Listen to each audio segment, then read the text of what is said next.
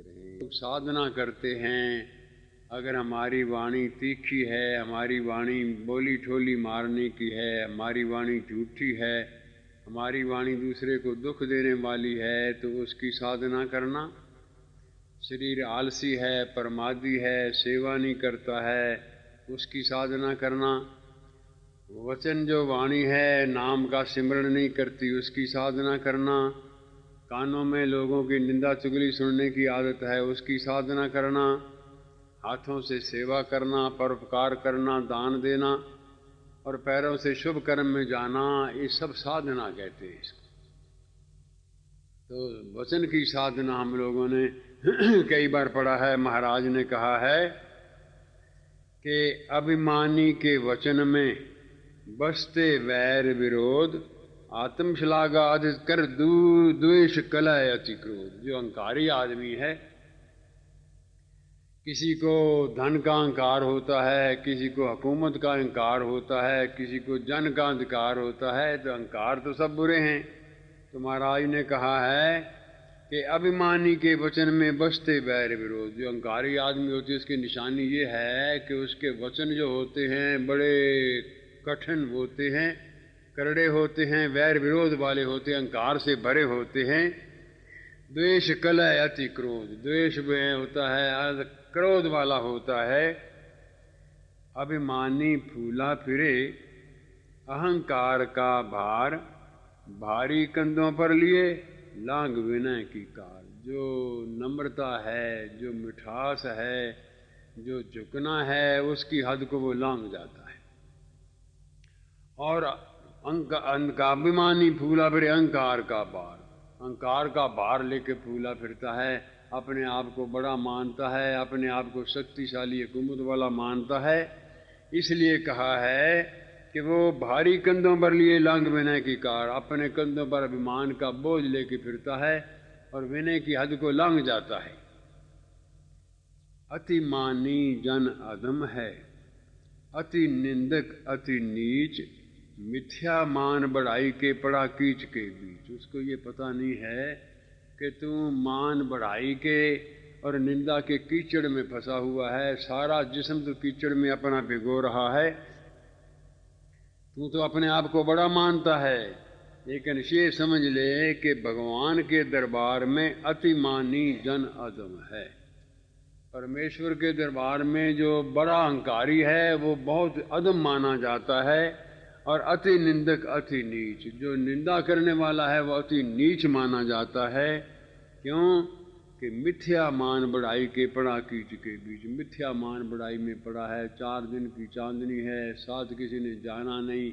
पैसे का अहंकार काहे का, धन का अहंकार काहे का, कोई अहंकार वाली बात तो है नहीं, लेकिन वो मिथ्या मान बढ़ाई के पड़ा कीच के बीच, वो मिथ्या मान बढ़ाई के कीचड़ में फंसा हुआ है। उसकी निशानियां क्या हैं? तुच्छ गिने जन अन्य को, निज गुण का कर गान, सभ्य जनों में ऐठ से पाए घोर अपमान। दूसरे आदमी को हमेशा तुच्छ गिनेगा, किसी काम का नहीं है, ये किसी काम का नहीं है। दूसरे आदमी की बड़ाई सुनते उसके मन में कोई अच्छाई नहीं आती है। तुच्छ गिने जन को, हमेशा दूसरे को छोटा गिनने वाला है। निज गुण का गर्मान, अपनी मान बढ़ाई करने वाला कि मेरे में ये गुण है, वो कुछ नहीं है। तो महाराज ने कहता है कि सभ्य जनों में ऐठ से पाए घोर अपमान। जो अच्छे लोग हैं, संत लोग हैं, ज्ञानी लोग हैं, जो बड़े धर्मात्मा लोग हैं, उनमें उसकी बेइज्जती होती है, उसमें उसका मान नहीं होता है। किसका? जो दूसरे को छोटा समझे, अपने आप को बड़ा समझे। झुके न गुरुजन सुजन पे, झुके न गुरुजन सुजन पे, मात पिता को मान, देवे नहीं घमंड कर भरा विषम अभिमान। माता पिता, गुरु ज्ञानी, महापुरुष, बुजुर्ग, उसके आगे झुके नहीं, और वो झुके नहीं, भरा विषम अभिमान। वो अभिमान के विष में, जहर में भरा हुआ होता है। इसलिए महाराज ने कहा है, देवे नहीं घमंड कर भरा विषम अभिमान। वो अभिमान के विष में भरा हुआ है, वो जहरी आदमी समझना चाहिए। अपने आप को तो बड़ा समझता है, लेकिन समझो कि वो ठीक नहीं है।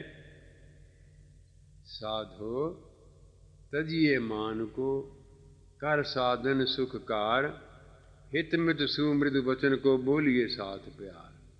अगर तू चाहता है कि दूसरा आदमी तेरे वश में हो, अगर तू चाहता है कि दूसरा आदमी तेरे को प्यार करे, अगर तू चाहता है कि तेरा कोई इज्जत करे, मान करे, तो एक बात समझ ले, साधो तजिए मान को, कर साधन सुखकार। अहंकार छोड़ के सेवा कर ले, खिदमत कर ले, जितनी भी खिदमत हो सके तू कर ले।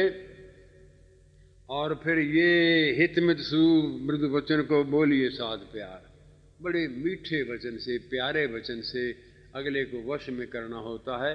जैसे मैंने पीछे भी सुनाया था कि तुलसीदास को जो भी मिलता उसको वश में कर लेते थे, जो भी मिलता उसको वश में कर लेते थे। तो तुलसीदास जी को किसी ने पूछा कि तेरे पास कोई जादू है? उन्होंने कहा हाँ जादू है। जो दूसरे को वश में कर लेते हो, कहले हाँ जादू है, जिसने सीखना हो भी सीख ले। तुलसी मीठे वचन ते सुख उपजे चहूँ और, वशीकरण ये मंत्र है तज दे वचन कठोर। तुलसीदास ने कहा तो आज से मन में संकल्प कर ले कि बोली ठोली मारने का, तीखा वचन बोलने का, कड़वा बोलने का, दूसरे को दुख देने वाला वचन आज से नहीं बोलना है। अगर तू ये संकल्प कर लेगा तो तेरे को दूसरे को वशीकरण ये मंत्र है तज दे वचन कठोर, तू दूसरे को वश में कर ले। बोली ठोली मारते रहना, कह के वचन कठोर खरड़ नहीं छोड़िए। कठोर वचन कह के, तीखा वचन कह के, बोली ठोली वाला वचन कह के जख्म को नहीं छेड़ना चाहिए। अगला फिर अपने आपको प्यार नहीं करता है।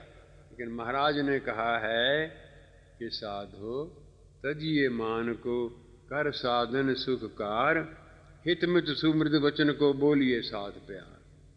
मीठा वचन, प्यारा वचन, अगले को सुख देने वाला, तीन चीजें कही हैं। ये वचन बोलिए, प्यार के साथ बोलिए। क्यों? इसमें मूल कुछ लगता नहीं, कीमत कुछ खर्चनी होती है, इसमें लगता कुछ नहीं, फल बहुत होता है।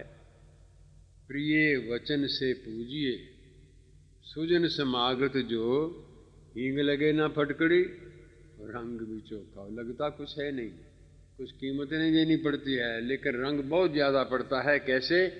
प्रिय वचन से पूजिए, सुजन समागत हो।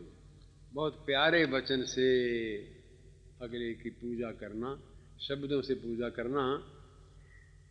क्योंकि जो आदमी आता है वो आदमी आपकी आंखों के प्यार को भी देखता है, आपके मुख के चेहरे को भी देखता है, और फिर आपके आदर प्यार के देखता है, शब्दों को देखता है। अगर आपने प्यारे शब्द नहीं कहे, आंखों में प्रेम नहीं लाए, चेहरे पर मुस्कुराहट नहीं लाई, तो फिर अगला जो है आ तो गया है लेकिन फिर नहीं आएगा। आवत ही हर्षे नहीं, नैनन नहीं सने, तुलसी वहां न जाइए चाहे कंचन बरसे में। जिसके घर में जाओ, आवत ही हर्षे नहीं, उसका हृदय खिल न जाए और आंखें प्यार से भर न जाएं, चेहरा खिल न जाए, तो तुलसी वहां न जाइए चाहे कंचन बरसे में। वहां क्या जाके करना है? जहां सोना भी बरसता हो तो कोई बात नहीं है। इसलिए कहा है कि हींग लगे ना फटकड़ी, रंग भी चोखा। लगता कुछ नहीं है, बड़े प्यार से, मोहब्बत से, आदर से, मान से उसको कहना कि बड़े शब्दों से उसकी पूजा करना। स्वागत आदर मान से, अभ्यागमन समुत्थान, महाराज शुभ आइए वंदन आसन दान। जब तेरे घर में आए तो खड़ा हो जा, खड़ा होके उसको दरवाजे से लेके बिठा, उसको आसन दे, चारपाई दे, कुर्सी दे, और बिठा के हाथ जोड़ के कहो, क्या कहो कि तूने बड़ी आज तो बड़ी मेहरबानी की है, जो आप मिले हो, आपका बड़ा प्यार है, मोहब्बत है, सहारा